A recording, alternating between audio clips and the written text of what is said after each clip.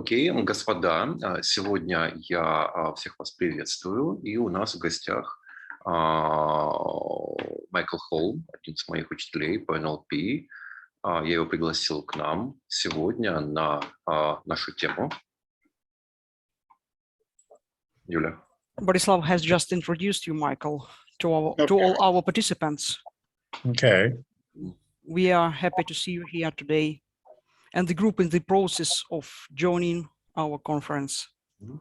Майкла я считаю гениальнейшим из тренеров в НЛП. So Michael is one of the best trainers of NLP.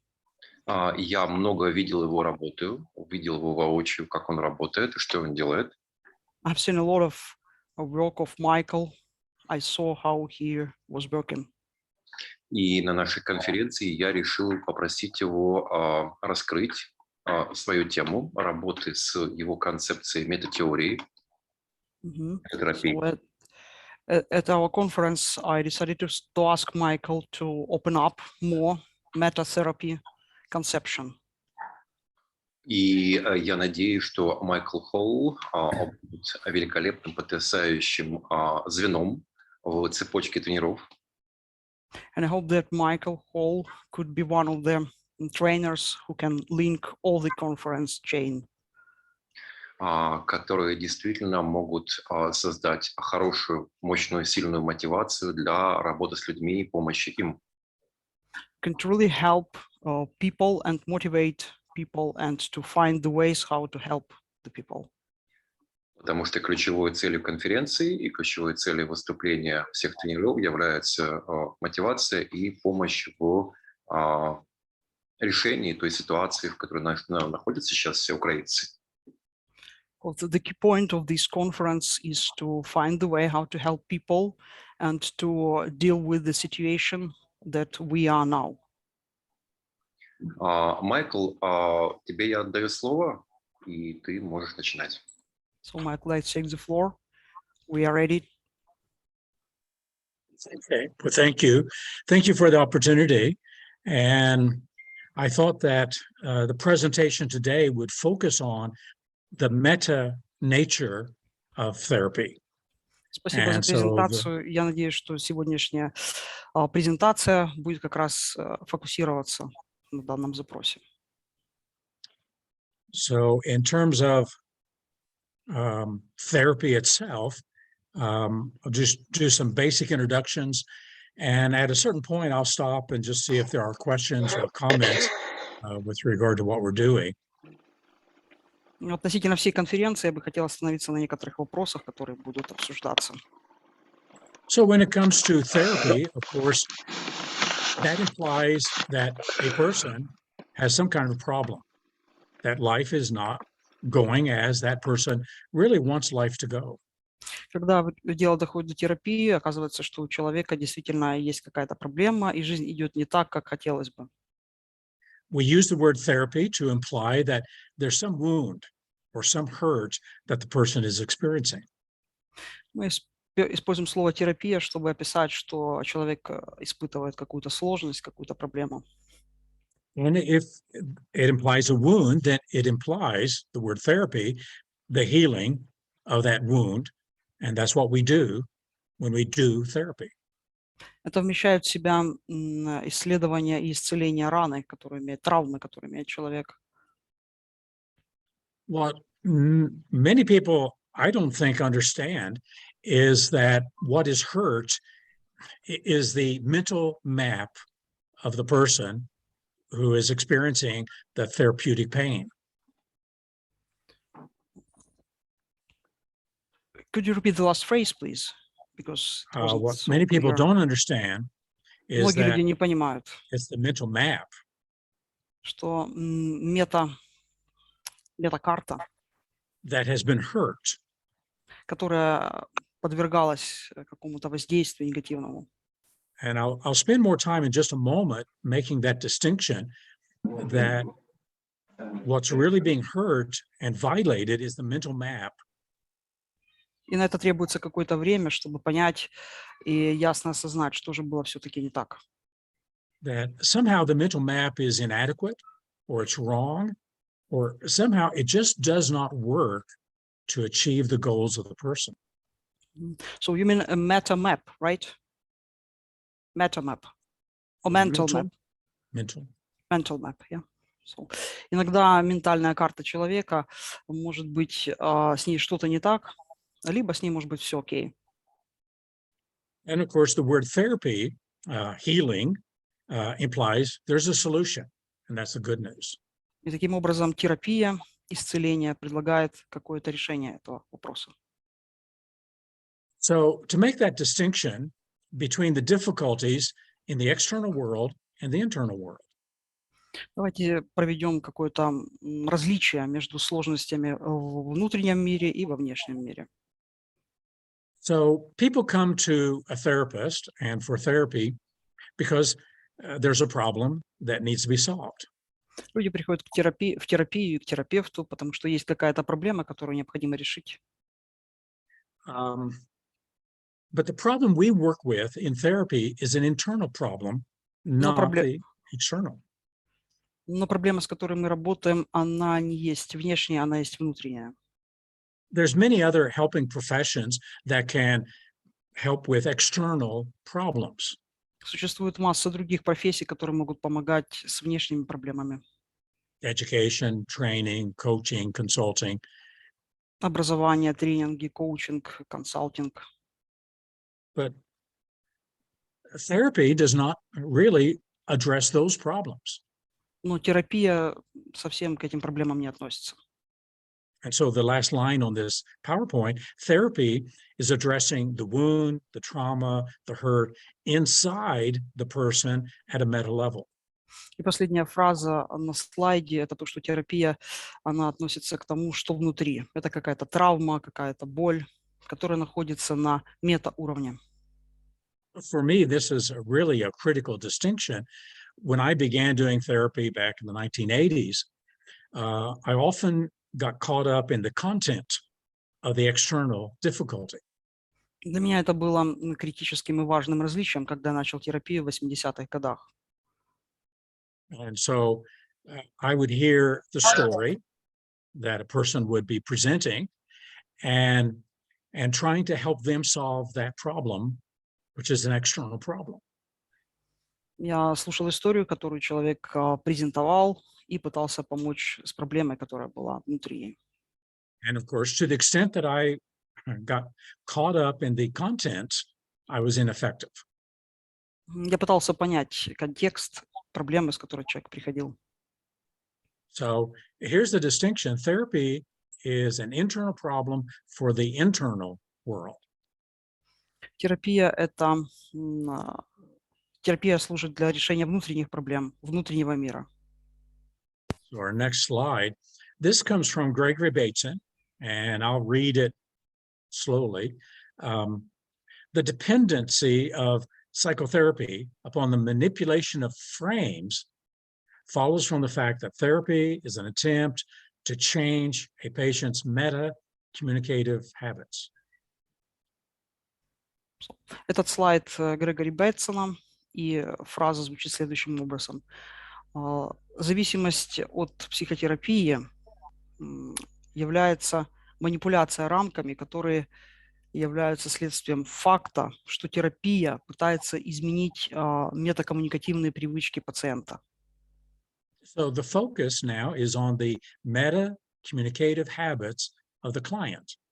Фокус здесь в данном случае на метакоммуникативных привычках человека. Continuing to read, before therapy, the patient thinks and operates in terms of certain set of rules for the making and understanding of messages. До терапии пациент думает и оперирует терминами, которые содержатся в каком-то определенном наборе правил, и таким образом он создает и понимает свои какие-то сообщения тем правил, которые внутри у него. So Bateson is highlighting that this is the source of the problem. Бейтсон подчеркивал, что это и есть источник проблемы.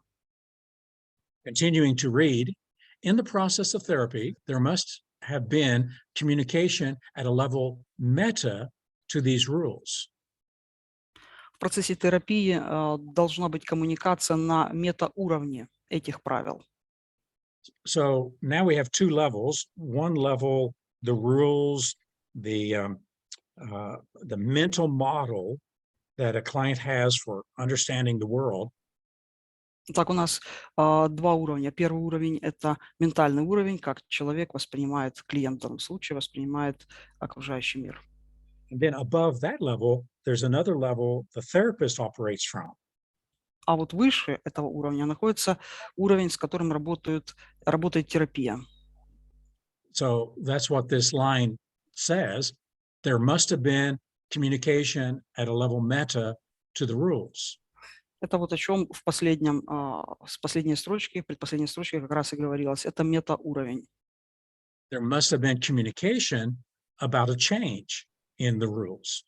Таким образом, должна быть коммуникация об изменении этих правил. So this is where therapy does its work. Это вот где и как работает терапия. And so this makes the therapist and the communication therapeutic skills of the therapist very unique. Это делает коммуникацию терапевта и пациента уникальной. Because the presenting problem is usually not the problem. Поскольку проблема, которая представляется, обычно проблемой не является. Of course, what patient wants to hear that?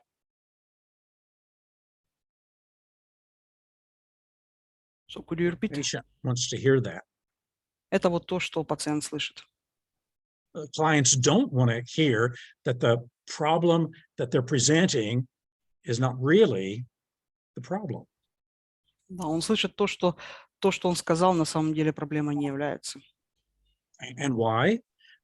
Because the problem they're presenting is painful, full of unpleasant symptoms. Но почему же? Проблема, которую он презентовал, все-таки она очень болезненная, в ней много различных симптомов. It's what they're living, and it's what they want therapy for. Это вот как жил этот пациент и что он хочет, чтобы терапия с этим сделала. But given what Bateson writes here, that's not where the solution will be. Но то, что говорит Бейтсон, это не будет решением. The solution will be at a meta level. Решение будет все-таки на метауровне. So our next slide, the difference between two levels, primary and meta. Разница между двумя уровнями начальный и метауровень. So the conclusion that I've drawn is that first bullet point, neither the problem nor the solution of therapy occurs at the primary level. И вывод, к которому мы приходим, что на начальном уровне ни проблема, ни решение терапии не появляются. Both of these, the problem, the solution, occur at the meta level. И проблема и решение, они появляются уже на метауровне. So that answers the question, what are we seeking to heal in the therapeutic conversations? И вот вопрос, что же мы ищем для исцеления в этом общении с клиентом. We're seeking to heal those rules, those understandings, those interpretations that the client has of whatever they're defining as a problem. Мы ищем исцеление правил, каких-то паттернов мышления, которые есть у клиента, что приводит к этой проблеме. Our next slide. Here's a distinction between primary level and meta level. Здесь на следующем слайде разбираем разницу между начальным уровнем и начальным состоянием. So we have a person in a state. У нас человек на слайде в середине. And this person is responding to something in the world with his speech and behavior. Человек реагирует на что-то в окружающем мире, и мы это видим по его речи. And what's on his mind is the movie that he's making about whatever's in the world. И то, что у него внутри, в его голове, это тот фильм, который он создает об окружающем мире. And of course, as he's thinking, he's feeling, he's speaking, he's behaving, he's responding. И то, как он думает, так он действует, так он говорит, так он себя ведет. And that's the primary state. Это начальное состояние. It's our embodiment in the world. Это на начальном уровне мира. But where does all this come from? И что же дальше? Что из And этого that takes получается? us to the next one, the meta level. И мы переходим к следующему уровню. Это метауровень, метасостояние. So meta means above or beyond or about.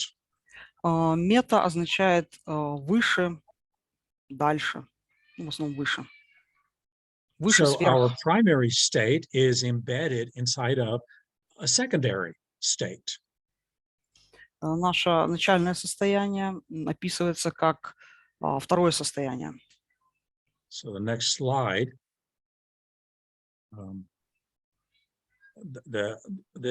this theme of going meta means going to a position that's meta to the first one, and this gives us perspective and transformation.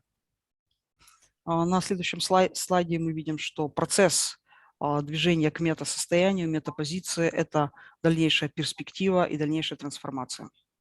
So meta is where the hidden framework of what's happening at the content level occurs, and that's where the processes are operating. Мета – это где спрятанные скрытые рамки того, что происходит, появляются и представляют собой своеобразные процессы. This gives us two distinctions: content, primary level, and process, meta level. Есть разница между начальным уровнем и процессом, метауровнем. So as a therapist, we want to make that distinction. Как терапевты мы должны сделать, определить для себя разницу. The content that the client gives us, смысл и контент, который дает нам, информацию, которую дает нам клиент. and then the processes at the meta level that's actually governing and modulating and determining the primary level.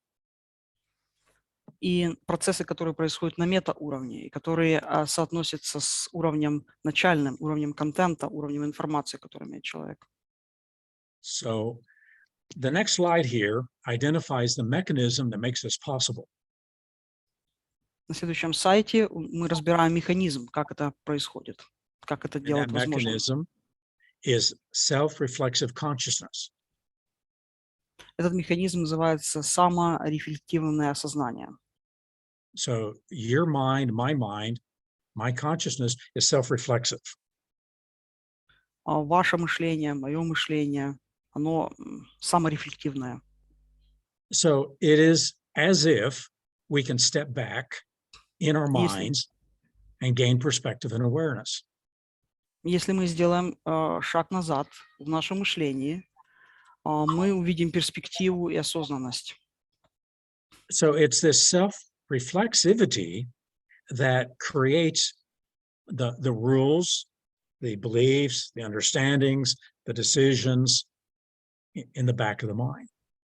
И эта саморефлективность как раз есть ключом в терапии. And so self-reflexivity, that's the key. So the next slide here, self-reflexivity. Следующий слайд – это саморефлективность. So our next slide, this is about reflecting back onto ourselves. Это отражение себя и своих состояний. Следующий слайд. And while you can do this consciously, most of us do it unconsciously. Когда мы пытаемся что-то делать сознательно, большинство из нас делает это несознательно, неосознанно. What's in the front of our mind is content, and that's what we focus on. Но чаще всего мы сфокусированы именно на контенте, на смысле. What's in the back of the mind are all of our assumptions, beliefs, expectations.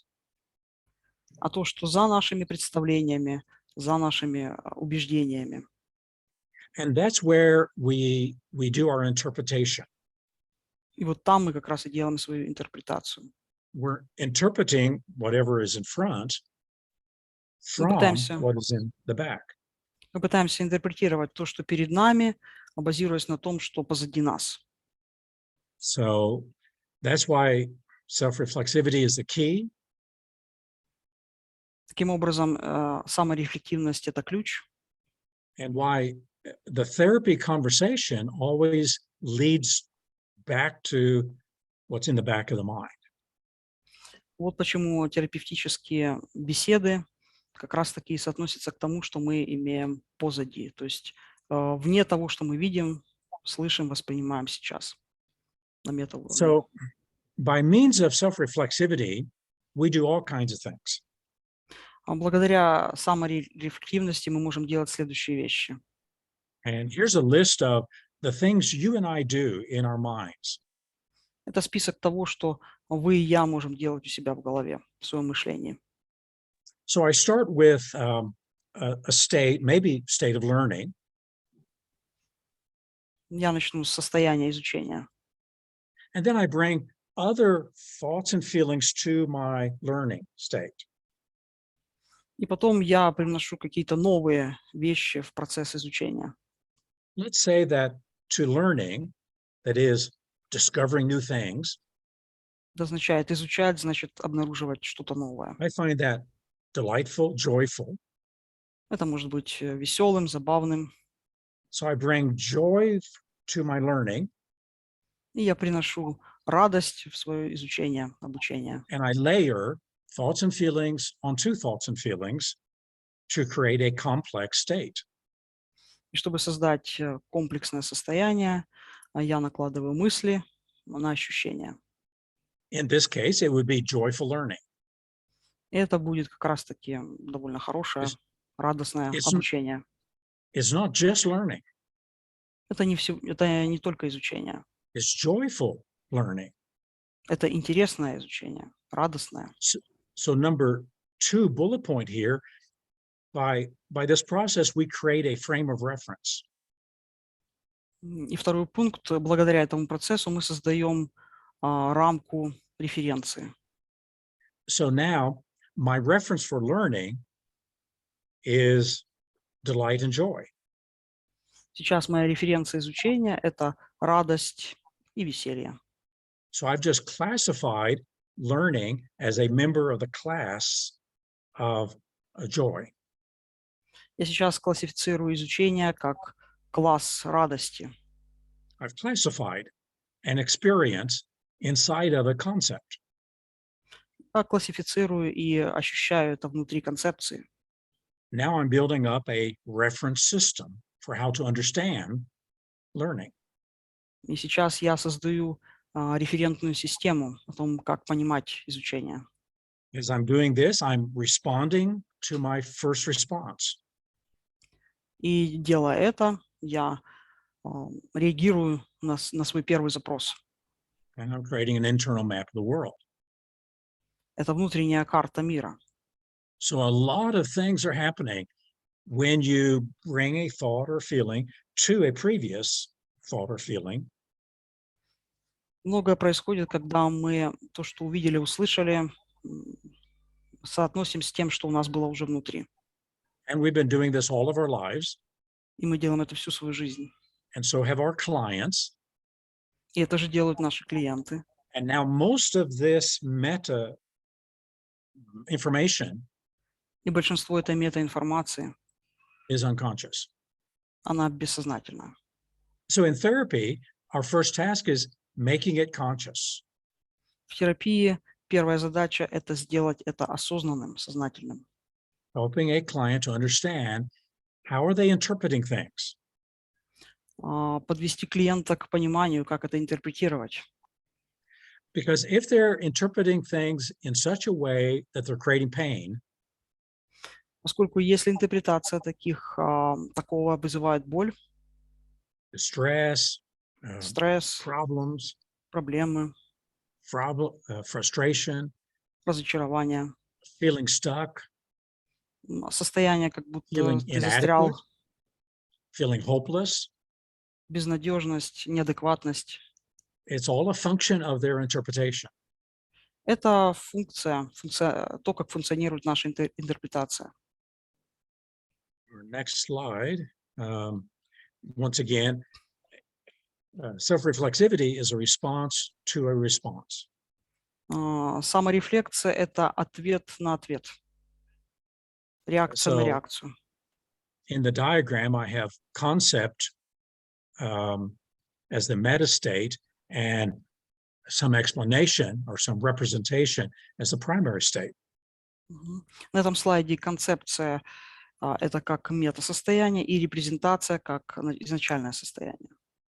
So when a client is suffering, what's suffering is the concept. Когда клиент страдает, страдание как раз и есть этим концептом. Of course, this is what the client usually doesn't know because they think the content is a problem.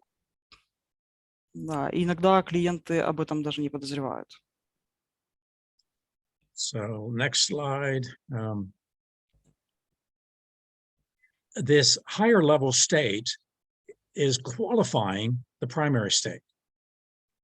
В следующем слайде состояние высшее квалифицируется более низшим состоянием. So here is an example of joyful learning. Это был пример радости изучения чего-то нового. So at the meta level, there's thoughts and feelings of joy and delight about learning. На метауровне мы видим мысли, радости, удовольствия от изучения. So this would create a real positive state. Здесь мы создаем позитивное состояние. It might create passionate learning. Здесь создается страсть к изучению. It might create accelerated learning. Create accelerated learning. Я ассимилируюсь с изучением. So this is a positive example of the meta qualifying the primary. И следующий уровень – это начальный уровень, A который negative противоположен example, метауровню. a negative example would be bringing something negative at the meta level. Отрицательный пример будет привнести что-то отрицательное на метауровень, which would then make negative, qualify it as negative at the primary level. да. И благодаря этому мы все остальное на начальном уровне квалифицируем как негативное. And that gives us really the structure of trauma Это как раз и представляет структуру травмы, and where we need to do our work. там, где как раз мы и должны работать. Just some more examples here. How that the higher will qualify and texture the lower. На следующем слайде мы видим, как мы квалифицируем. So we could bring love to learning, Да, допустим, мы хотим привнести любовь в изучение, passion to learning. страсть в изучение. And the dynamic is that this second state, this meta state, qualifies, modifies, and textures the first. И динамика как раз и заключается в нашем втором состоянии, которое квалифицирует и модифицирует первое. Now we're doing something else when we go to that meta level. We're setting a frame. Мы делаем что-то иное, когда мы идем на метауровень. Мы устанавливаем рамки. And we do it not just one level, but as you can see in the diagram, multiple levels. И мы делаем это не на одном уровне, мы делаем это на нескольких.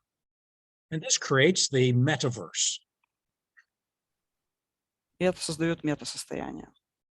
the internal mapping of a person of how they interpret whatever happens in the world at the primary level.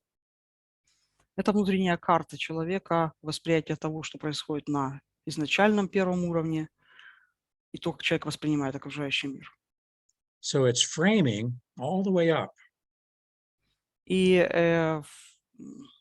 постановка рамок происходит все время. And the challenge of therapy is figuring out at what level the hurt and the trauma has been encoded at.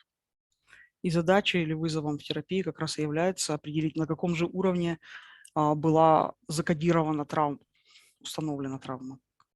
So this means that the state has become the frame, Таким образом, состояние становится рамкой. and once we bring awareness to it, we have the first level of self-awareness. И как только мы привносим осознанность, это становится самоосознанностью. And if you're aware of it and you accept it and own it, Если вы это осознаете, вы принимаете это, и это становится вашим. then owning how you do this implies you're taking responsibility. И понимая, как вы это делаете, соответствует следующую реакцию на события. And probably the most important thing I can say today is that if you find a problem, the problem is never the person. И основное, что я хочу сегодня сказать, если вы находите проблему, проблема – это не человек. The problem is always the frame. Проблема всегда – это рамка. So what frame is creating the damage? Какая же рамка создала эту плохую ситуацию? To think therapeutically, I think that is the question to ask yourself. И думая психотерапевтически, я бы сказал, что это вопрос, который нужно задавать себе. What frame of reference in the person's mind is creating the trauma? Какая рамка создает данную травму? So that's a description of what we're talking about. And so far, I've been describing it in pretty positive descriptions. Это описание, которое мы разобрали, и дальше я хочу в более позитивном ключе дать его. But anything powerful can be powerfully misused. Все, что мощное, все, что сильное, все, что ресурсное, может быть использовано неправильно. And that's what happens with traumatic states. Это то, что происходит в травматическом состоянии. Self-reflexivity has brought negativity to the person. Негативное состояние, негативное отношение к человеку. So now we have pathological states. Здесь у нас следующий слайд – патологические метасостояния. So what I'm bringing to myself, I'm bringing anger to myself. То, что я привношу себе, для себя, я приношу это с каким-то злом. I'm bringing fear, Я приношу страх, shame, guilt, вину, стыд, regret, сожаление, pessimism. пессимизм. So when you bring a negative state against yourself, you're now in self-conflict. Если ваше мышление, если ваш мозг негативно настроен против вас, вы в негативном состоянии. While fear and anger can be really good at the primary level, Чувствовать злость – это хорошо на начальном уровне. if I bring fear or anger against myself, Но если я это направляю против себя, that energy has nowhere to go except against myself. эта энергия начинает действовать против меня. Now I'm in self-conflict. Я в конфликте с собой сейчас. Now I hate my anger. И сейчас я ненавижу свою злость. Hateful anger. Ненавижу это ужасное чувство. I fear my anger. Я боюсь своего чувства Fearful зла. anger.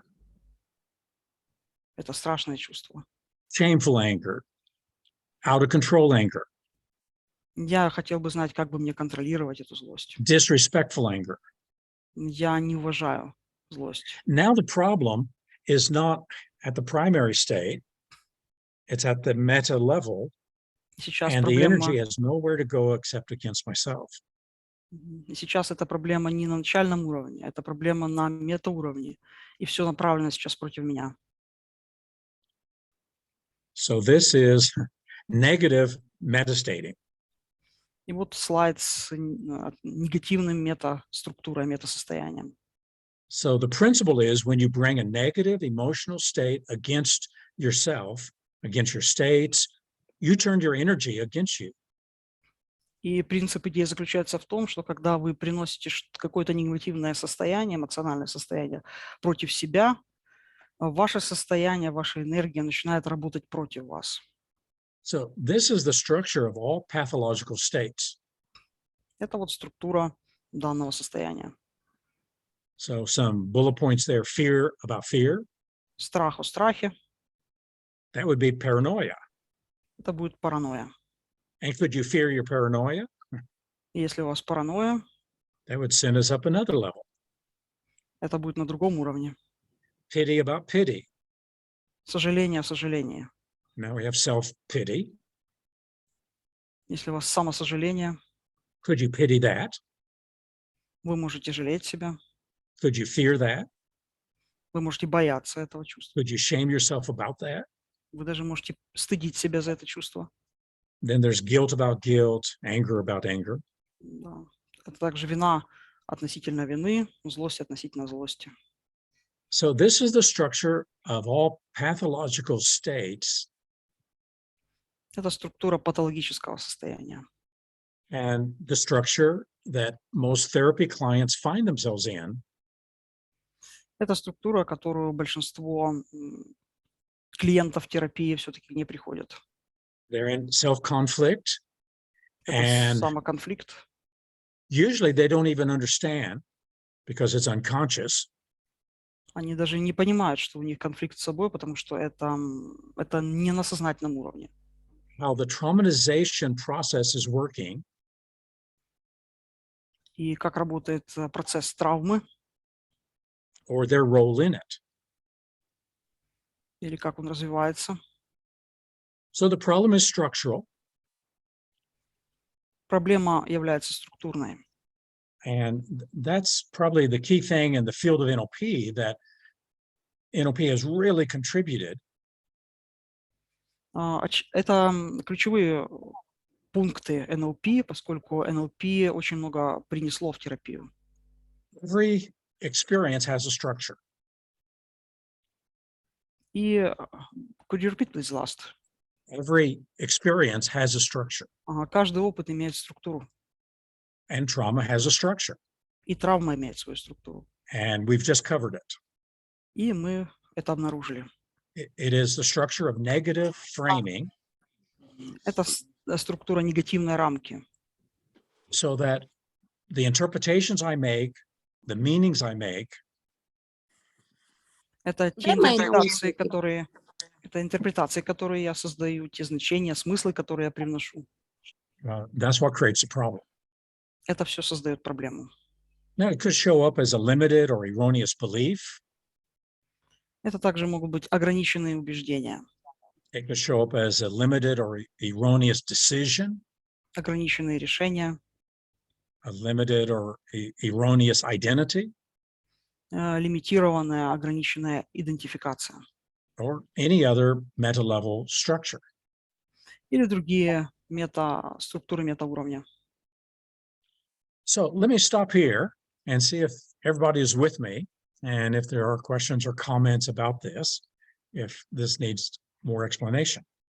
Позвольте здесь остановиться, и поскольку все здесь, мне бы хотелось узнать, есть ли какие-то вопросы по тому материалу, который был дан выше.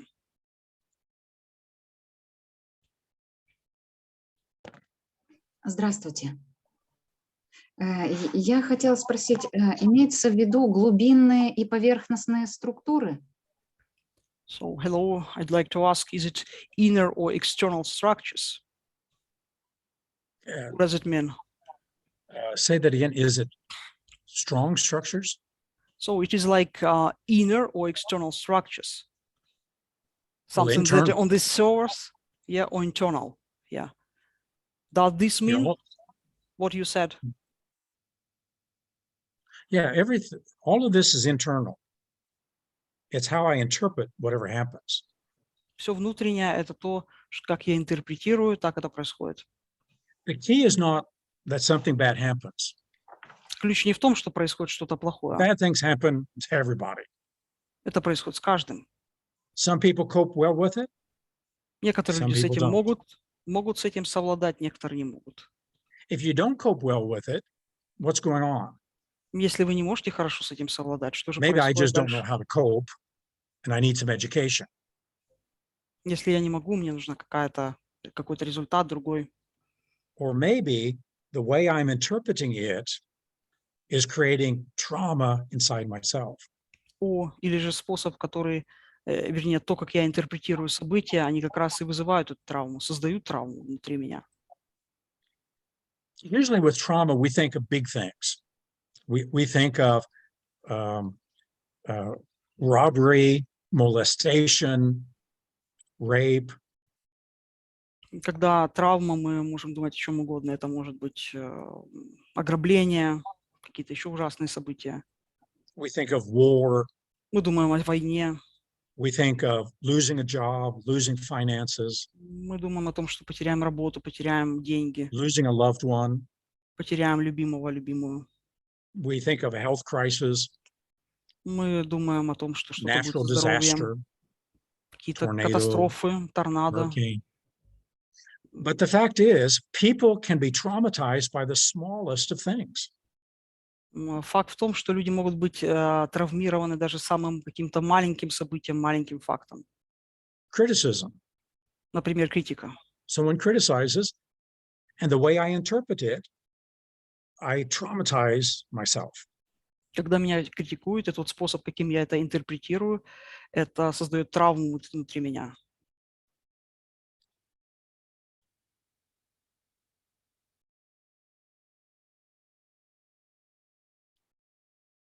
So the key in psychology is that it's not what happens to you, but how you interpret what happens to you.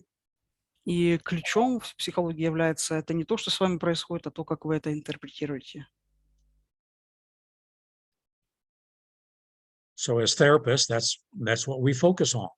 The person's way of interpreting, that is giving meaning to the things of life. И как терапевты мы фокусируемся на то, как человек интерпретирует, и то, какие смыслы он придает окружающему миру. Майкл, у меня есть вопрос к тебе сейчас. I have a question to you now. То, о чем ты говоришь, практикует очень большое количество терапевтов, создавая новые рамки для травматичного опыта. What you're talking about, a lot of therapists, they are practicing and they are making new frames. К примеру, рамка для войны, к примеру, рефрейминг, там, не знаю, это путешествие героя, это трансформация, это инициация, обучение. For example, frame for war, it is the hero journey, transformation, learning. Есть рамки, которые можно легко поменять, и есть рамки, которые это гораздо труднее делать. There are some frames that you can change very easily, and there are some that you can't change easily. Роберт Дилс дает инструмент рефрейминга, фокусового языка. Ты говоришь о линиях ума. So Robert Dilts gives them the tool focus of language focuses. Yep. Ты говоришь о линиях разума. You are talking about the levels of mind. И такой вопрос получается очень важный. And there is a question. Могут ли быть инструменты, которые не меняют рамку, а помогают человеку сделать эти рамки податливыми для изменений? Whether can be the tool that don't change the frame of person, but can make it more adjustable. Okay. And that's exactly where I'm going to go with everything in just a few moments to identify Вот о чем я говорю. How we do therapy. Как мы проводим терапию. What I wanted to focus on is what needs healing and what doesn't. Мы фокусируемся на том, что необходимо исцелению, а что не надо исцелять. And the fact that it's structural. И это все структурировано. Okay.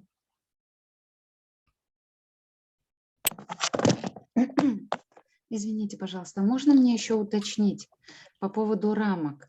Это имеется в виду из начального уровня, ряд рамок аж до сущностного состояния, вот этой вот мета-рамки, извините, мета-уровня. Правильно понимаю, что это рамки до сущностного состояния? От начального до сущностного, right? Мгм. So the question is, could you clarify, please? This is they are the frames from the primary level to the existence level, essence level, or what? So Alfred Korzybski, in the book Science and Sanity, talked about the unending nature of self-reflexivity. Could you clarify what is the name of the author? Alfred Korzybski, Альфред Кужибский yes, in his book Science and Sanity. в своей книге And «Сущность». this was one of the books that launched NLP. Это одна из тех книг, которая именно включает в себя огромное количество NLP техник. He was the author of The Map is Not the Territory. И он там предлагает идею, что карта не территория. And he described the theory of sanity as being able to be conscious of your self-reflexivity. И он объясняет the fear of sanity. What, So, Michael, can you repeat the fear of sanity? well, he defined sanity as awareness of self-reflexivity. И он рассудок, ум, определяет как саморефлексивность. Now, as we go up and we set a frame, one of the interesting things about this process, Если мы будем идти вот по этой рамке, it's not hierarchical. это не иерархично. It's not hierarchical. Now, Robert Dilts did create a hierarchy of logical levels. Роберт Дилтс представил иерархию логических уровней. And it's a wonderful list of about 4 meta levels. Это потрясающий список 4 мета-уровней. Beliefs, values, identity, and purpose. Верование, ценности, идентичность. And what's the last? Purpose. Ну и цель, миссия. So those are 4 great logical levels. Это 4 больших логических уровня. In neurosemantics, we've identified over 100 logical levels. И мы идентифицировали даже 100 логических уровней. There's decision, Решение, permission, миссия, prohibition, запрещение, expectation. ожидание. There's Тут также есть there is a whole list of these words that describe frames. здесь целый список тех слов, которые описывают рамку. And instead of it being hierarchical, it's holarchy. И вместо, could you repeat, please? It's not a hierarchy, it's a holarchy. Это не иерархия, это холархи.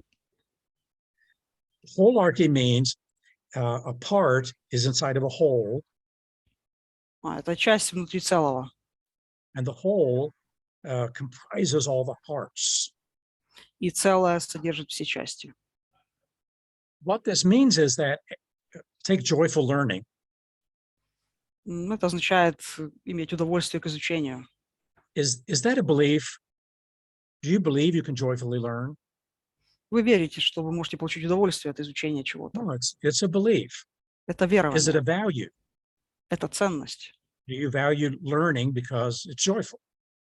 Вы цените изучение, потому что это весело, это радостно, это хорошо. It's a value. Это It's ценность, an identity. это идентичность. Are you a joyful learner?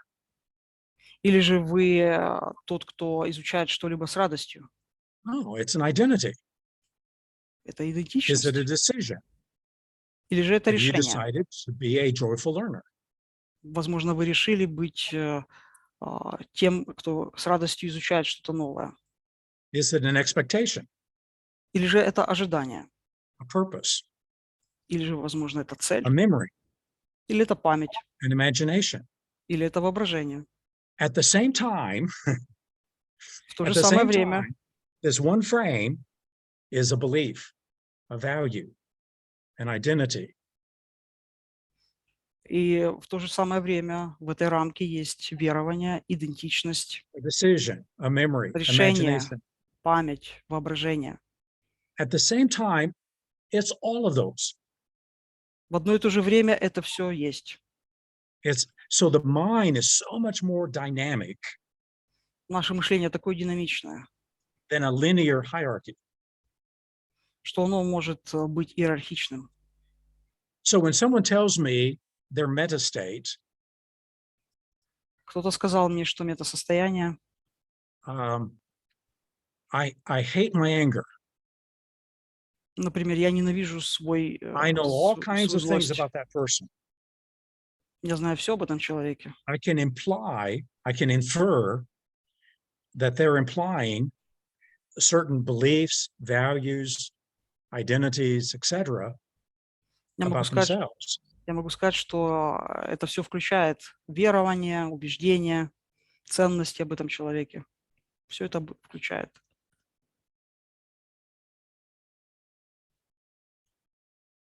So that's the richness of understanding self-reflexivity and how dynamic it is.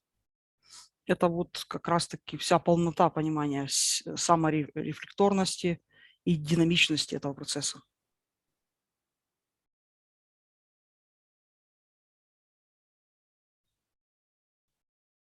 So your question went to the number of logical levels and to the essential logical level. Итак, ваш вопрос адресуется количеству логических уровней. There are two Смыслу. or three answers to that question. One answer goes to intentionality. И то, на что я хочу обратить внимание, это целеустремленность. Intentionality is one of the executive functions in the prefrontal cortex of the brain. Целеустремленность – это функциональность, prefrontal cortex, So it's the лобной cortex. доли, лобной доли мозга. Okay. And we humans have levels of intentions. И у нас, у людей, есть определенные уровни намерения. From the lowest levels of surviving and being safe and making enough money. С самого having нижнего friends, уровня это выжить, иметь деньги, иметь друзей, иметь to какую-то базу, relationships, and then up the к levels отношениям. to what we call the spiritual. И высшие уровни, к которым мы идем с низших, это духовные уровни. Contributing, making a difference, Что создает различия. Contributing, Это какой вклад я могу сделать? leaving a legacy, Право на жизнь, oneness with God. какие-то чудеса. So these are the higher intentions. Это высокие уровни намерений. Connie Ray Andreas identified these as core states. Андреас essential states. идентифицировал их как центровые, основные. Abraham Maslow called them being values. Abraham Maslow. Абрахам Маслоу назвал их Being values. ценности существования. So that would be one answer. The other answer would be at the core is the person who is more than and different from everything he or she thinks or feels. Это был первый ответ. И второй – это то, что разные люди находятся на различных уровнях рамки и не могут думать разное.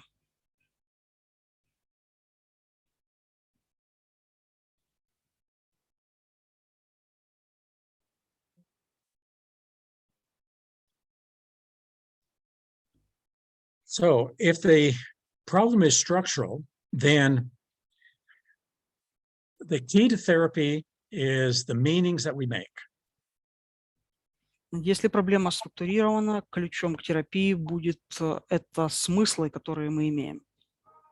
Here on this slide are 6 dimensions of meaning.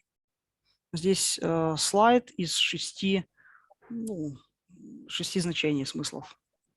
Now, the first 4 are the meanings that every child makes as the child comes into the world. Первые 4 – это то, как каждый ребенок создает, когда только приходит в мир. And whenever you learn something new, you go through these same meanings. Если вы изучаете что-то новое, вы тоже проходите через эти же смыслы. Your first question is, what is it? Первый вопрос – что это? You're trying to identify what something is. Вы пытаетесь идентифицировать, понять, что же это. Let's say it's a chair. Давайте скажем, допустим, это It's a стул. chair. That brings up the next question. How does it work? И тут возникает следующий вопрос. Как же это работает? What is its function? Какая же функция этого предмета? How does it do what it does? Как же он делает то, что он делает? Well, the function of a chair is provide a place to sit. Функция стула, чтобы кто-то на нем посидел. Okay, so that's what it does. Это вот что он делает. That brings up the next question. So what? What's the significance? И тут следующий вопрос. Что же What is the такое? value of that? Да, какая же ценность этого предмета? Well, the value is I could rest. I could sit at a table and eat dinner. Ценность стула, я могу отдохнуть, я могу сесть So- возле стола, покушать. So that's the significance. That's the value. Это ценность. Okay, that brings up the next question. So what should I do? И тут следующий вопрос возникает. Что же мне следует с этим делать? It brings up the question of intention. И это следующий вопрос – это вопрос о So- намерении. If I'm tired, I'll sit in the chair. Если я устал, я сяду на стул. If I want to eat dinner at a table, I'll sit in the chair. Сяду на стул, покушаю. So these 4 primary meaning-making questions is how we construct meaning for anything. Это вот 4 изначальных смысла, то, как мы создаем смысл и понятие вообще о чем-то в нашей жизни. So if a therapy client says to me that criticism hurts me, Клиент говорит, критика приносит мне боль. I'm going to ask, what is criticism? И я спрашиваю, что такое критика? Well, it's words that someone says that I don't like. Ну и человек отвечает, это то, что я не люблю. Well, so that's what criticism is, words that you don't like. Я спрашиваю, так, критика, да, это то, что ты не любишь, это And- слово, которое тебе не нравится, да? And what is hurt? Да, и что же у тебя болит? Well, it's internal distress or pain. Возможно, это какой-то стресс, боль внутренняя. Okay, so that's what it is. How does it work? И следующее, как же это работает? Someone says words, and then I feel bad. Так, клиент отвечает, кто-то мне что-то сказал плохое, и я чувствую себя плохо. All right, so that's how it works. Это вот то, как это работает. What's the significance? В чем же важность, в чем же ценность этого? Well, if I wanted to push someone away, I could say words that they don't want to hear. Если хочу, чтобы кто-то со мной And больше не push them away. общался, я могу сказать что-то плохое этому человеку, и человек исчезнет из моей жизни. So they must be trying to push me away. Возможно, они хотят, чтобы меня не было в их criticizing me. жизни, когда критикуют меня. Of course, that's mind reading. Например, они критикуют, какой я жадный. So what should I do? Что мне делать? Well, I should stop them saying those words. Я должен просто перестать отвечать. Now we got to fight. Иначе будет просто драка. At least I understand how the structure of this hurt is operating. Давайте посмотрим, как же эта структура этой боли оперирует. And it's the beginning of understanding someone's model of the world and the way they interpret things. Изначально это понимание ее, то, как она существует в этом мире, что же происходит в этом мире, как я это интерпретирую. Number 5 there is, what does it lead to? What И are the consequences? пункт 5 – это к чему же все это приводит, последствия. And number 6 there is about the norms. What is the rule for this? И, наконец, последний, 6 пункт – это нормы. Какие же существуют правила для этого? And it so happens that these are the kind of questions we ask in therapy. Это вот те вопросы, которые мы задаем на терапии. First, for the purpose of understanding, Первое – это для понимания. and then for the purpose of knowing what to do И to help the второе person. – для того, чтобы понимать, что делать, чтобы помочь человеку. I put here the cognitive distortions. Следующий сайт And on the left side, когнитивные the искажения. cognitive distortions. Когнитивные искажения. The 14 that were identified by Albert Ellis and Aaron Beck. Их существует 14.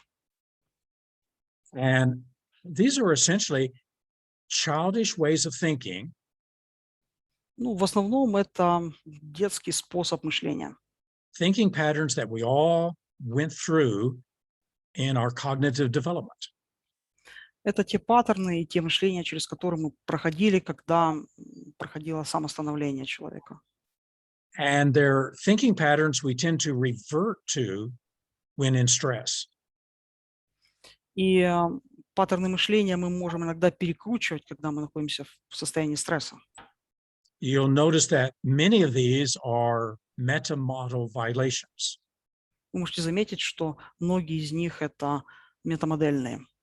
Overgeneralizing, Это all or nothing thinking, обобщение, labeling, blaming, mind reading. вина, чтение мыслей, That приклеивание these are ярлыков. ways to make yourself miserable. Это все создает то, что человек чувствует себя ужасно, Because while несчастным. appropriate for children, they're totally inappropriate for adults. Потому что то, что приемлемо для ребенка, но абсолютно неприемлемо для взрослого. So a lot of therapy is catching the distorted thinking patterns. Очень много терапевтов как раз-таки находят подобные искаженные паттерны мышления facilitating a person to grow up in their thinking. и подталкивают человека к тому, чтобы вырасти, превзойти эти искаженные паттерны мышления. Oftentimes, one switch in one of these thinking patterns completely transforms. Если какой-то паттерн перевернуть, поменять его, это может быть полностью трансформировать человека. Another set of distinctions are the cognitive biases. И следующий пункт – это когнитивные случаи. This is a function of the brain. Предрассудки. It's not merely distorted thinking patterns we learned as children. И то, что опять-таки, то, что характерно для детей, но не характерно для взрослых. It's biases of how the brain works. Это предубеждение, как же предрассудки, как же работает. You have them, I have them. У вас есть это, у меня это есть. This comes from the field of critical thinking. Это все исходит из поля критического мышления. And these are the things that get us in trouble. Это то, что чаще всего And попадает. they lead us to unclear thinking, Они приводят нас к нечеткому пониманию.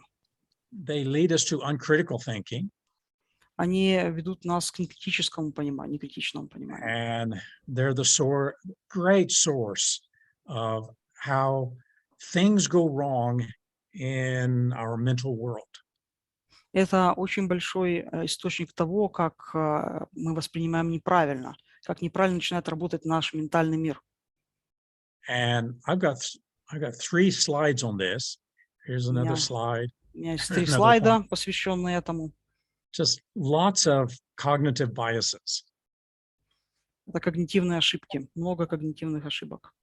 As a therapist, I think if you can't recognize these when a client is speaking, Как терапевт я могу сказать, что если вы можете распознать это, когда говорит клиент, какие-то из этих ошибок, you'll miss out on where the damage is, но вы сможете понять, что же не так.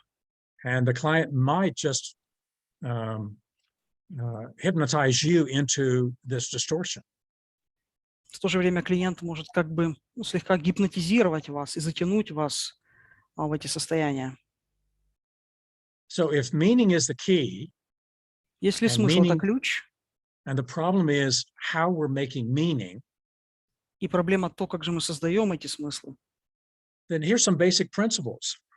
существуют какие-то базовые принципы. The meaning that you make is the life that you live. Смыслы, которые вы создаете – это жизнь, которой вы живете. So I always like to say that to a client, Чаще всего я это и говорю клиентам. and then to say, what meanings are you living? Я говорю, что смысл – это то, как вы живете. Now, that may take the form of a belief or a decision or a value or an expectation. Также мы можем создать форму наших верований, убеждений, наших ожиданий.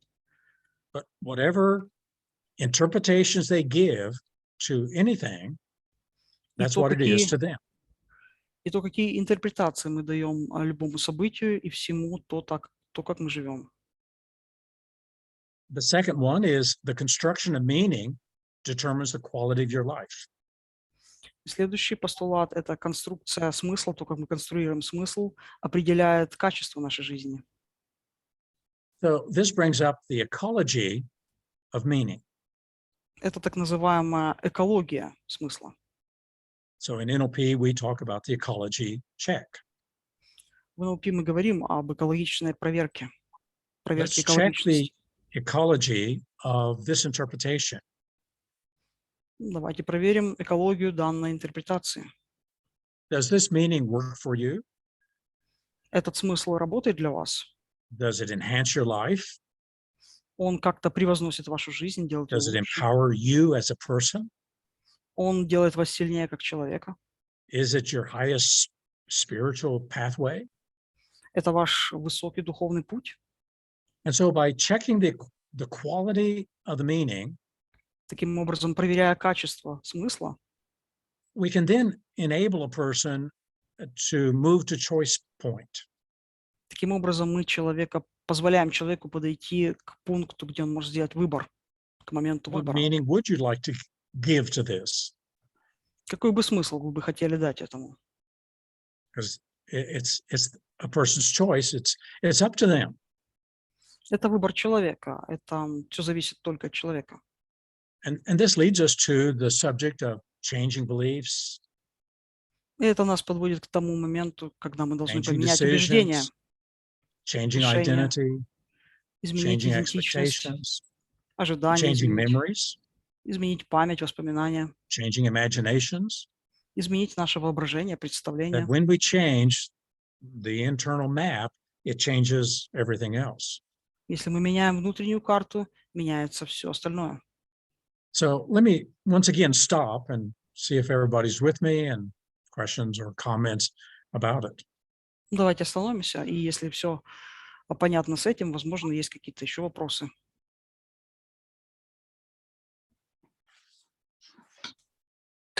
Если есть вопросы. Вопрос.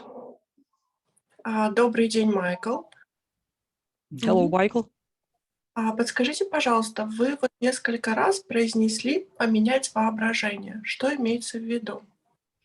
You've said several times changing imagination. What does it mean?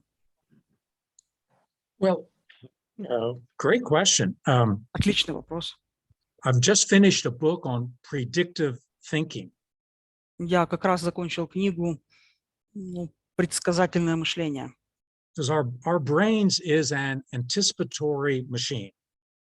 Наш мозг – это потрясающая машина.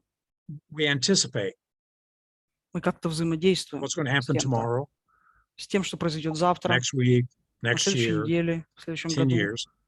And to do that, you have to imagine. И чтобы сделать это, вам нужно все-таки Imagination. представлять. And some people use their imaginations really creatively Некоторые люди используют воображение действительно креативно. to create and invent new things. Они создают новые вещи. And then some people borrow misery from the future Другие же люди, наоборот, берут самую малость из as будущего. they worry они and пользуются fret крохами. and create horrible imaginations. И они воображают что-то ужасное. So they're misusing their Используют ability to неправильно. imagine. Используют неправильно способность воображать, представлять что-то. And it seems like an easy thing for us humans to do И кажется, что это такая легкая вещь, которую делают люди. to misuse our imagination. Всего лишь неправильно использовать свое воображение. And in therapy, I've oftentimes met people who live in a nightmare world. И в терапии я часто встречаю людей, которые живут в мире ужаса и страха. That the imaginations they have, Их воображение – это вот как раз то, что они имеют. it's a real horror movie, Это фильм ужасов. and they need to stop it. И они нуждаются в какой-то поддержке, помощи. Благодарю, Майкл. Может быть, вы оставите какой-то контактный сайт или где можно будет купить книгу и заказать? Спасибо. Thank you so much. Would you like to leave some contact number or website where we can buy the book? The last slide I have has neural semantics. And- На одном из слайдов нейросемантика. Yeah. And we have a lot of books on PDF.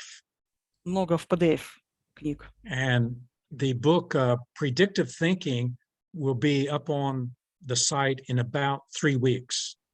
Да, и эта новая книга будет только где-то через 3 недели на сайте.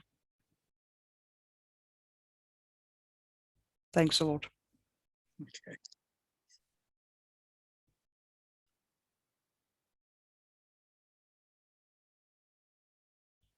Well, if there's no other questions or comments, I'll continue. Если нет комментариев, вопросов, мы можем продолжать. So the key question, so what can you do? Ключевой вопрос, что же делать? So in terms of therapy, you can't change what you don't accept. Первое, что нужно помнить, вы не можете изменить, значит, надо принять. So that's what we mostly lead clients to do, to start from the state of acceptance that this is the way it is. И первое, что мы предлагаем клиенту, это начать с позиции принятия. And acceptance doesn't mean condoning or approving. Принятие не означает, что это должны быть какие-то доказательства чего-то. It just means acknowledging. И это не означает, что это должно быть одобрение. Это всего лишь признание, что это есть. Acknowledging what is. Признание, что все-таки что-то есть. And our acceptance of the client И первое – это принятие нашего клиента. is the basis of them accepting themselves and their world. Это базовая позиция. So we start with just accepting whatever the person says, Мы начинаем с того, что мы принимаем все, что говорит человек, acknowledging that this is the way you see life right now. признавая то, что да, это как раз то, как ты сейчас видишь жизнь. And the second bullet point is unconditional positive regard. И следующий пункт – это безусловные позитивные отношения, безусловное позитивное отношение. Here, as a therapist, I'm going to separate the person from the behavior. И как терапевт я разграничиваю человека и его поведение. You are not the problem. Ты – это не проблема. The problem is the problem. Проблема – это проблема. The frame is the problem. Рамка – это проблема. The way you're interpreting is the problem. То, как ты это интерпретируешь, это But проблема. you are special and precious Но ты особый, прекрасный, and впечатлительный. unconditionally valuable. И, безусловно, ты ценный. You're a human being Ты человек, who thinks and feels, который может чувствовать but you're страх more или еще than you're что-то, thinking and feeling. или чувствовать еще что-то. У тебя есть So чувство. the unconditional positive regard is one of the healing traits that Carl Rogers identified. Это второй пункт, это как раз есть исцеляющий момент. And sometimes a client just needs someone who cares about them unconditionally Иногда наш клиент нуждается всего лишь в том, чтобы кто-то позаботился о нем безусловно, who can, with accurate empathy, кто может проявить Just accept какую-то them. эмпатию. and oftentimes that's the healing qualities of therapy. И очень часто это как раз исцеляющее качество терапии. Carl Rogers also said that a healing trait is authenticity or genuineness. Роджерс также говорил, что исцеление – это признание гениальности. So with these traits, acceptance, unconditional value, authenticity, it creates a safe therapeutic atmosphere. И с этими пунктами, которые были перечислены ранее, это принятие, безусловное позитивное отношение, признание гениальности, как раз и есть вот тем большим ключом к движению дальше. And the principle is you can't change when you're not safe. Принцип в том, что вы не можете изменить то, что вы не можете сохранить. When people don't feel safe, they are defensive И если люди не могут чувствовать себя в безопасности, конечно and же, they они close down. подвержены каким-то They won't негативным go событиям. in and they won't let you go in with them. Они не позволят вам, они не откроются вам, и вы не сможете ничего с ними сделать. So this is the whole purpose of rapport, Это цель рапорта. pacing and matching and seeking first to understand. Это попытки понять человека. And so this is, in this slide, the meta atmosphere that we have to create На этом слайде мета-атмосфера, которую мы должны создать, if we're going to create a therapeutic atmosphere. если вы хотите создать экологичную, чистую атмосферу. So now picking up on some of the key contributions of NLP, Сейчас мы возвращаемся к ключевым постулатам НЛП. whatever the person says, just listen to it representatively to track the words. Когда человек говорит, слушайте своего клиента внимательно и отслеживайте, что он говорит. If you took only the words and you track them to the theater of your mind, what would you be seeing and hearing? Если вы возьмете только слова, услышите только слова и соотнесете их с тем, что в вашей голове, что же вы услышите и увидите? This is practically how I accept the person and what they say. Это то, как я обычно воспринимаю человека и слушаю, что он говорит. I take what they say and try to see and hear it myself Я слушаю его и пытаюсь это услышать и увидеть внутри себя, to understand the movie that's playing in their mind. чтобы понять, какой же фильм он проигрывает у себя в голове. That will explain their experience. Таким образом, он объясняет свой опыт. If I had that movie playing in my mind Если я буду проигрывать тот фильм, I'd который be у него в feeling голове, and внутри себя, behaving like you were. и буду вести себя так, как ведет мой клиент, Now, they're missing things, and that'll be a key intervention in therapy. И тут мы подходим к еще одному ключу в So терапии. looking for what's missing. Посмотреть, чего же не хватает. So what could I be missing? Что может быть, что я What have I упускаю, not been looking for? что, возможно, я еще не нашел. These will be the questions that we'll want the client to start looking for. Это вопросы, которые мне бы хотелось, чтобы клиент начал искать на них ответы. And the reason is because we believe they have all the resources Причина в том, что мы верим, что у нас все ресурсы, that they need in order to solve whatever the problem is. чтобы решить те проблемы, которые у нас есть. But at this moment, they're not accessing those resources. И сейчас как раз момент принятия этих ресурсов, которые есть.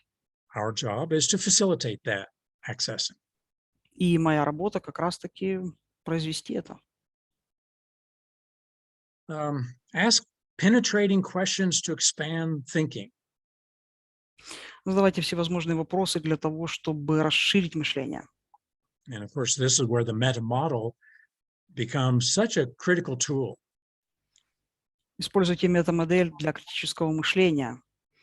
То есть это It's- означает, задавайте много-много всевозможных вопросов, исследовательских вопросов. Meta model questions enable critical thinking. Метамодельные вопросы дают возможность появлению критического мышления. So when you ask those kind of questions, it helps the client to expand their map of the world.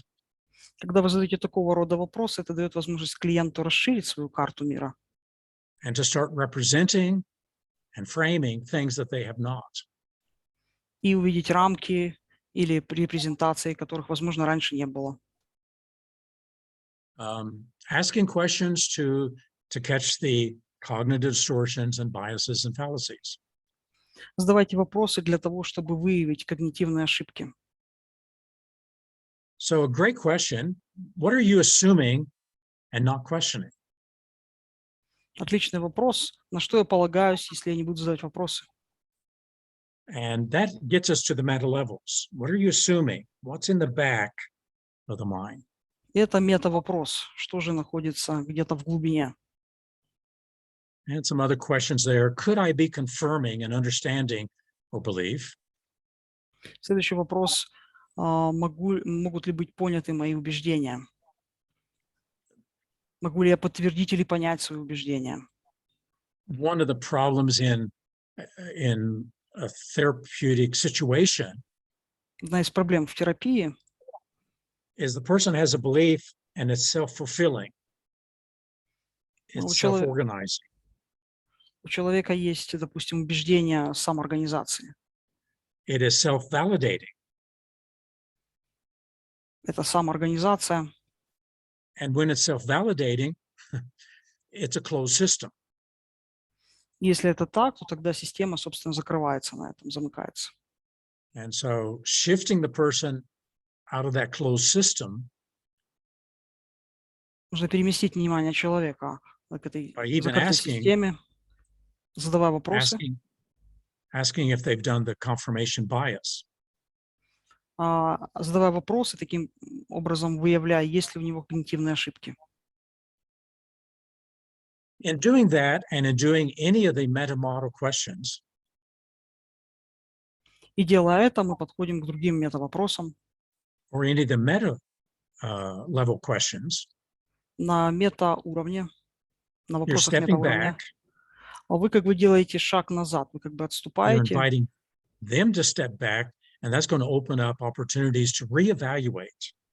и предлагаете клиенту тоже сделать как бы шаг назад, отступить и даете возможность переоценить что-то. And that reevaluation we call reframing. И эта переоценка, она как раз-таки приводит нас к рамкам. So as we do that, we can now set a higher frame. И поскольку мы это делаем, мы устанавливаем более высокую рамку. And so one form of reframing is called outframing. И это что-то типа рефрейминга. That is, instead of reframing this, И в значении рефрейминга I'm going to just leave it intact. оставьте это так, I'm going to rise above it and outframe it. и я покладу новое значение, и это будет новая рамка. And as you can see, what new meta frames И вы видите, что новые метарамки does this person need to create a new and empowering learning? – это то, что должен создать новый человек. Это Or is the person missing that или he то, or что у she человека needs? отсутствовало это, а теперь это человеку надо.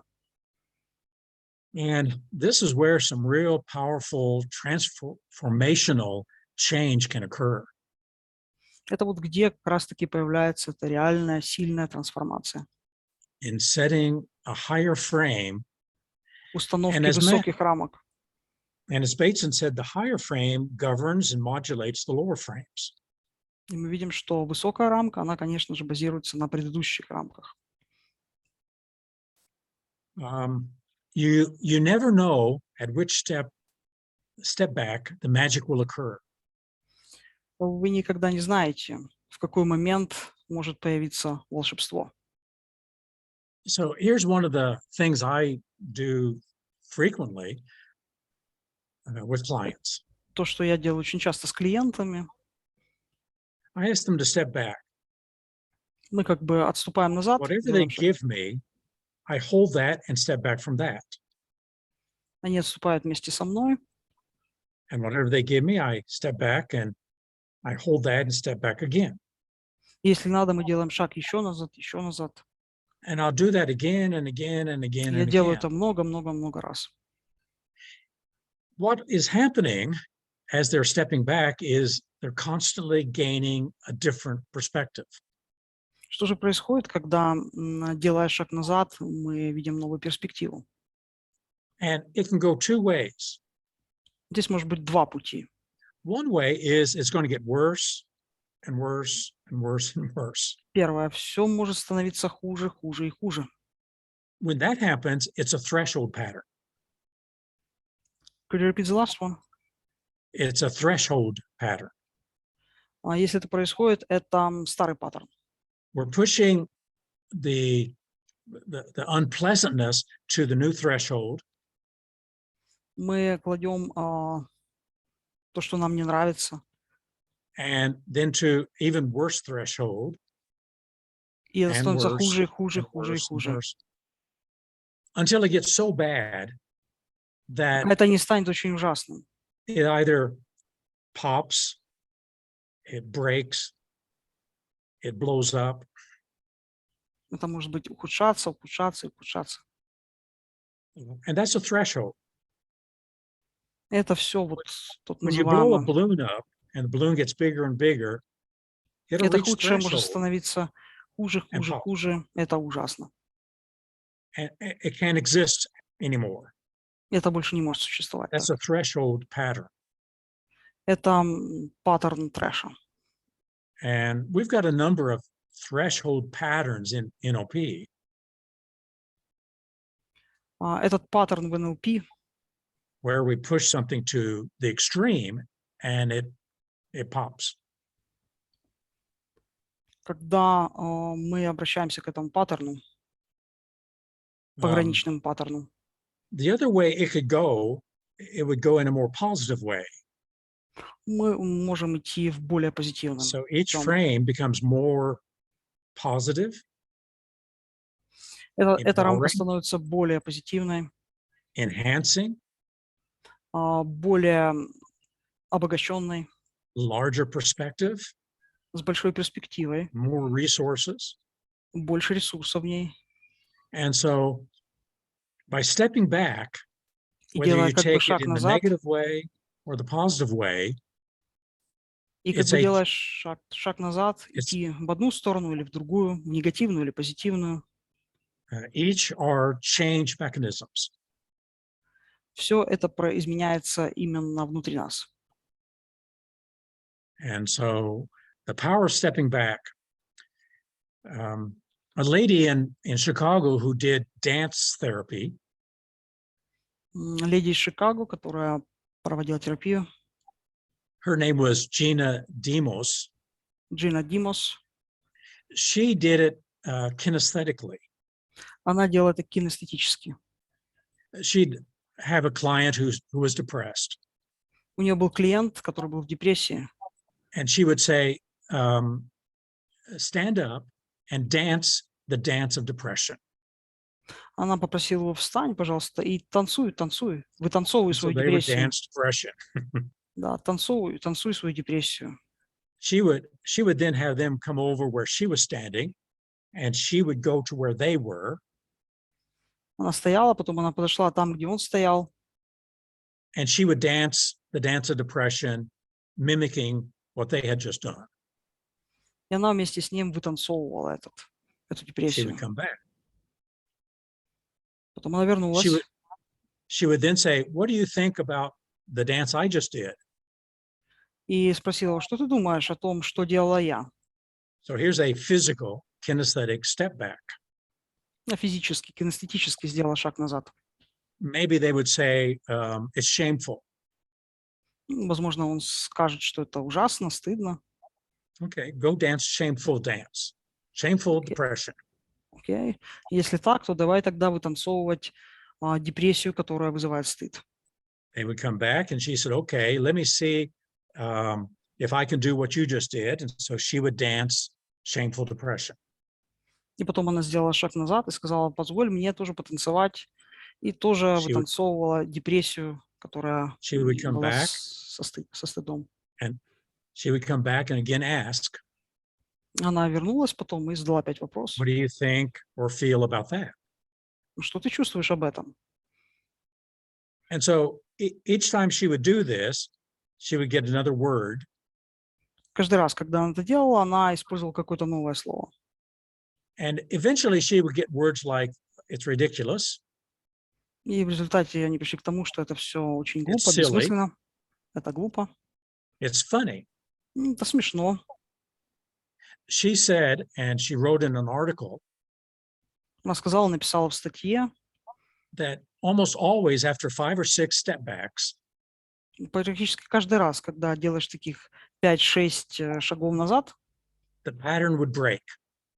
паттерн разрывается. And the person would see it with such new eyes И человек видит абсолютно другими глазами that it would break the pattern. То, как паттерн этот разрывается. Because perspective has been widened, resources has been gained. Поскольку получены ресурсы и перспективу видит сейчас человек. So you can do this mentally, you can do this kinesthetically. То есть вы это можете делать как ментально, так и кинестетически. And that brings us to the very end, and this is the neurosemantic website. И вот мы подошли к концу презентации. Здесь сайт нейросемантики. So questions or comments as we, I guess, Вопросы, комментарии. Да, у меня появился вопрос. Майкл, а можете, то есть я понимаю, что мы либо ментально делаем 5 шагов назад, либо физически. А какой вопрос мы задаем человеку? So, Michael, it was clear, but not so clear. When we take steps mentally or physically, kinesthetically, what the question should we ask our client? Или мы... Well, it's the essential question is, what do you think and feel about? Основной вопрос, что ты чувствуешь об этом, то есть о том, чем мы занимались, что ты об этом чувствуешь, какое у тебя Although you ощущение. can ask any meta question. Вы можете задавать любой мета-вопрос. What do you believe about? Во что ты веришь, What do you expect? что ты ожидаешь, What decision do you need to make? какие решения тебе нужно принять, What memory do you have? какие воспоминания у тебя, Imagination.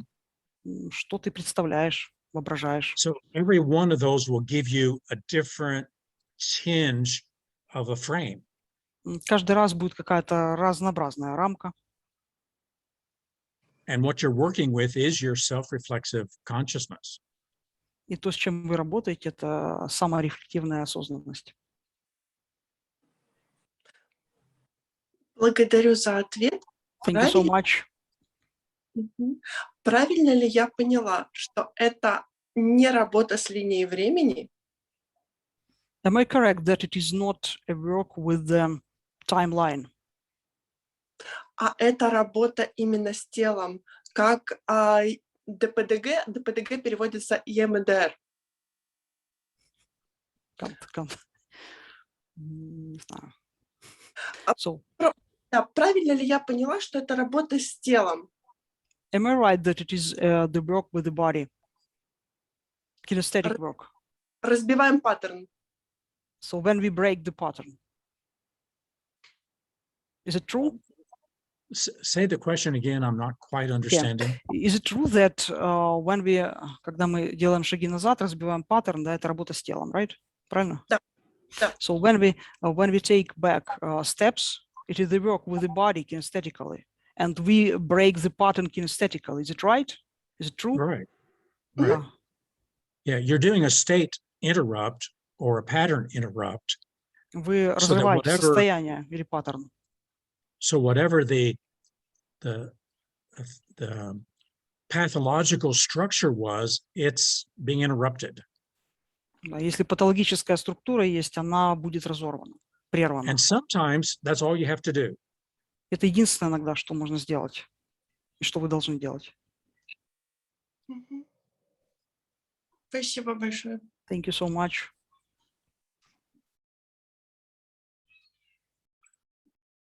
Майкл, у меня к тебе такой вопрос по поводу нейрологических уровней.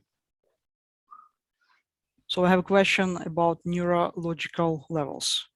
Ты говорил, что в нейросемантике рассматриваешь около сотни нейрологических уровней. You mentioned that you are considering more than 100, yeah, or about 100 in neurosemantics. В контексте практики возникает потребность в оптимальной модели. In terms of practice, we have the necessity of optimal model. 6 слишком мало, а 100 учитывать в практике тяжело. 6 is too little, not enough. Yep. And 100, it's very difficult to consider in the practice. Потому появляется вопрос, а какое количество нейрологических уровней ты считаешь оптимальными для работы терапевта, которые необходимо учитывать? So the question is, what the number of levels you think that could be optimal Для работы терапевта. for therapeutical practitioner? So the answer is a little complex. So let me see if I can get through it. With all these words, all these meta words, 100 or more meta words, Со всеми we put этими them into three метасловами categories. мы их делим на 3 категории. So the first category would be the simple meta levels. Первое — это простые метауровни. So beliefs, values, identity, Верование, ценности, идентичность, permission, expectation, ожидания, memory, imagination. воспоминания, воображение. And it's a simple meta state. One Это state простой. about another. And so that's the first dimension of meta levels. Это And первый метауровень. when we do meta coaching, we take 10 words and that's all we use. В метакоучинге мы используем 10 слов, и это все. Those 10 words will take you almost anywhere with anyone. Эти 10 слов могут вас привести куда угодно и как угодно. So that's the most practical thing that we encourage the meta coaches to do. В метакоучинге это наиболее практическая вещь. Now, when you have several meta states У at вас the несколько same time, метасостояний в одно и то же время. they will gestalt. They will what? They will gestalt. Это будет гештальт. Now, the word gestalt means that something emerges from that dynamic. Гештальт означает, что кто-то пытается спастись, or say, emerges. And what emerges will be more than and different from the sum of the parts. Это будет отличаться от какой-то части. So that's what Gestalt means. Это то, что означает гештальт. It's a synergy. Это синергия. And you can't explain the Gestalt by adding up all the parts, Вы не можете объяснить гештальт, добавляя какие-то еще части. because it's a system and there's system emergence. Поскольку эта система существует. So some states are like that. Courage is like that. Типа таких. What is courage made up of? Что создать еще выше этого? Well, you start with fear, and then you might have responsibility, Допустим, у вас страх, и вы хотите за что-то passion, отвечать, или or вы за love, что-то отвечаете, или, допустим, это страсть, or любовь. caring. But whatever it is, out of that system will emerge what we call courage. Вот таким образом возникает система, которую мы называем вдохновением. So there's going to be a lot of those meta terms used in those Gestalt states. И в гештальте может быть много метаслов, которые So используются. take leadership or health. Например, or wealth. здоровье, лидерство. These are not primary states. Это не начальный уровень. You cannot access leadership Можете получить or доступ к health лидерству, or wealth к здоровью, and step к in, богатству. and suddenly you're a leader or you're healthy or you're wealthy. Да, и вы становитесь лидером, здоровым, богатым. These are complex time-related states. Здесь существует сложная позиция, чтобы к этому How long does it состоянию take to become wealthy? Как, How long? например, как долго, например, нужно для A того, year, чтобы стать 2 богатым? years, 3? Год, 2 года, 10? 3, 10. Well, it depends on lots of things, your plans, your resilience, Это зависит от многого. Вашей жизнестойкости, вашей your настойчивости, your ability to work with others. вашей способности работать с другими. So it takes a lot of different meta levels Это затрагивает много различных метауровней, to create the mindset of a wealthy entrepreneur. чтобы создать мышление богатого предпринимателя. Same thing with health. Точно так же и со здоровьем. It's a long-term, multiple meta states. Это большой Creates a термин structure. разнообразных метасостояний. Большой путь метасостояний. So when we model leaders or health or wealth, Это мы моделируем лидеров, здоровье, богатство. we're looking for some other meta levels, Мы ищем другие метауровни, like background knowledge, которые understanding, понимание, principles. принципы. And so these meta levels are going to be really significant when Эти you're метауровни modeling могут a быть long-term значительными. complex state. Это может быть значительным, когда вы моделируете кого-то длительное время.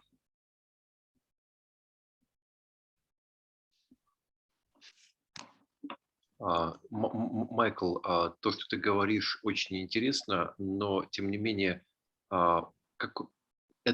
твой ответ – это 10 нейрологических уровней, 12, я не совсем понял.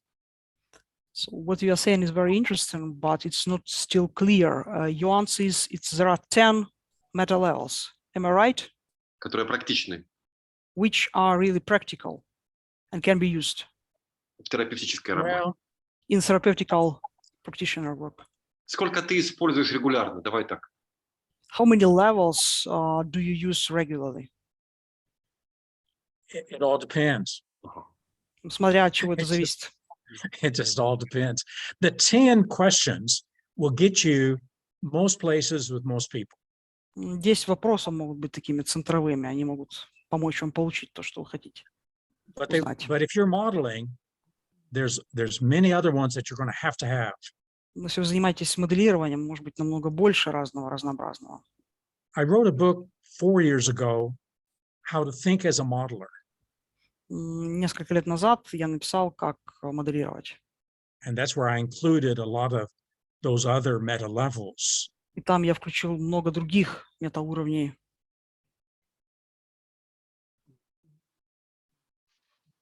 We have a diagram. I should have added it. I didn't add it. We have a diagram of a diamond. У нас есть диаграмма диаманта, бриллианта. And a diamond has many facets. И у диаманта, бриллианта есть много граней. And on this diagram, we have 26 meta levels. И в этой диаграмме у нас 26 метауровней. And we use it with meta coaches. Мы в метакоучинге их используем. And the point is this. И дело в том, if you ask the question, what do you believe about that? если вы задаете вопрос, какие ваши верования, убеждения относительно этого, And the person goes, believe? I don't believe any. I just know. и человек скажет, верить, да я в это не верю, я все лишь знаю. Knowledge. Let me knock on that door. Знание. So what Мы do you начинаем know открывать эту дверь. Что ты об этом знаешь? So if I can't get into the diamond of experience Если я не могу войти with в опыт, belief, I go to the Или- next door. в эту дверь опыта, да, или убеждений, you я value открываю about другую дверь, которая If является they go, ценной. value, okay, what do you expect? You expect. So I keep going to the different facets as Так я иду doors. к разным граням этого бриллианта, They диаманта, give me entrance into their experience. который является дверью и дает возможность больше узнать о человеке, его Then I опыте. listen for their meta words. Я слушаю также их метаслова. So if they say, I just know it, Например, я об этом Then- знаю. then I use their meta word. Oh, what do you know about that? Я спрошу, что ты знаешь об этом? I just understand this. Я все лишь Oh, you понимаю это. understand it. What do you Ты это understand? понимаешь? Что ты об этом понимаешь? I have an intuition. У меня интуиция. So let's knock on the intuition. So it's very dynamic. Это очень динамично. And just like we listen for predicates, we Мы listen слушаем for meta предикаты. terms. Мы слушаем предикаты, метаслова. Майкл, такой вопрос тебе. Ты сказал о 26 уровнях, которые ты используешь в метакоучинге. Скажи, пожалуйста, в какой работе они у тебя описаны? Michael, you've mentioned that you use in your meta coaching 26 levels. So could you be so kind to tell us what the name of your work, where you describe them? It would be, I wrote 16 books on meta coaching. Я написал 16 книг метакоучинг. A lot of. One book is called The Meta Coaching System, and that would Система метакоучинга, cover most of everything. в которой The book- больше всего вопросов открыто. The book Neurosemantics Книга нейросемантика has the 104 meta levels. имеет 104 метаслов. Фантастика. It's fantastic. Майкл, скажи, сколько у тебя уже книг издано? Я помню, когда я последний раз тебя видел в 18-м, по-моему, году, или 17-м, вот у тебя было издано, по-моему, 50 с чем-то книг. Сколько сейчас? Michael, how many books have you already published? I remember I met you in 2018. You had some books. How many for now? I've just finished number 70. 70-ю закончил только что. Майкл, скажи, а все они доступны для покупки на твоем сайте? Michael, are they available for buying on your site or not? В электронном формате? Да, Yeah. да. In electronic format, yes? In PDF, right? Most of the about 60% are in PDF, and they're on what we call the shop. 60 в PDF, остальные в магазине. And we're in the process of getting the rest of them translated into PDFs. Да, и мы сейчас в процессе того, чтобы перевести эти все книги в PDF тоже. If you go to neurosemantics.com under products, Если вы попадете на сайт we neurosemantica.com, have the shop, and we also have a section called gifts. у нас есть там магазин и есть секция got gifts, подарки. 20 or more books and documents that are free. Там больше 20 книг, которые просто в свободном доступе.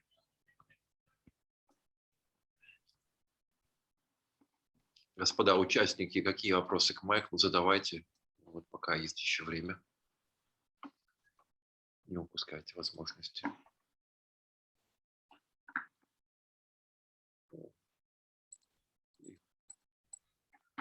Окей, Майкл, вопросы участники пока что не задают.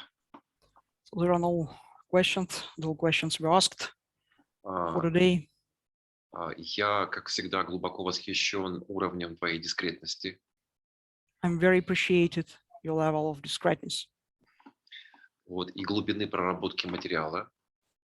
and the knowledge of material. Я воспринимаю тебя как такой уникальный шаблон, который бы нужно было бы распространить по всему НЛП. I see you as a unique person that could be the knowledge of you should be spread all over NLP. Потому что уровень проработки детализации у многих тренеров очень сильно страдает. For the level of detailized the material is lack of a lot of people. So a lot of trainers, they have lack of that.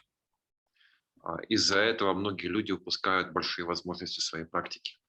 So because of that, a lot of people, they lose a lot of opportunities in their practice possibilities as well. Также для участников я хочу сказать, что Майкл действительно является, ну, скажем, для меня некоторым воплощением комбинирования науки и в чистой форме и НЛП подхода. So the Michael is the person who can combine NLP and science at the same time. Поэтому я очень рекомендую обратить на нашего докладчика очень большое внимание. В Майкле очень-очень много есть крупиц знаний, которые действительно восхитительны. So I greatly recommend to pay attention to what was said and to our lecture for today. Because a lot of that Michael did and presented was very essential and necessary. Майкл, спасибо тебе, что принял наше участие в небольшой конференции. Thank you so much for attending our conference and being our lecturer. И твой вклад неоценим, он очень важен для нас сейчас. So your contribution is available. Целью конференции We appreciate it. Целью конференции было создание представления о духовном росте в контексте войны. So the key of the conference was the making the image of spiritual growth in terms of war. Для меня прежде всего духовная работа и есть изменение фреймов восприятия ситуации. First of all, for me, the spiritual work is the way of changing frames in terms of this situation. Поэтому я считаю, ты дал одни из ключевых инструментов для понимания данной темы. So I assume you gave the key elements for understanding this topic, this subject. Именно в структуру создания и духовной работы тоже. The contribution to the structure and making the spiritual work. Спасибо тебе большое. Thank you so much. Thank you. It's always a pleasure and a privilege to share. What I believe is that what we have in NLP is so rich. It can not only change our lives and the lives of the people we touch. Спасибо большое, это очень ценно, и то, что я сегодня поучаствовал, это большая привилегия для меня, большое достоинство, и то, что у нас есть в НЛП, это действительно очень ресурсно. But what we have can change the world. То, что у нас есть, мы можем благодаря этому изменить мир. And to that end, I appreciate everyone who's been a part of this, and may you touch many, many lives with the power, the renewal that we have in NLP. И я очень благодарен всем, кто сегодня присутствовал. Благодаря тому, что вы получили и знаете, вы можете изменить жизни многих людей. Thank you, Michael. Thank you for all participants of the group. Спасибо, Майкл. Спасибо всем. Thank you. На сегодня будем завершать. So Thank you. we will end up. So thank you so Okay. much. Okay. All the best. All the best. Thank you.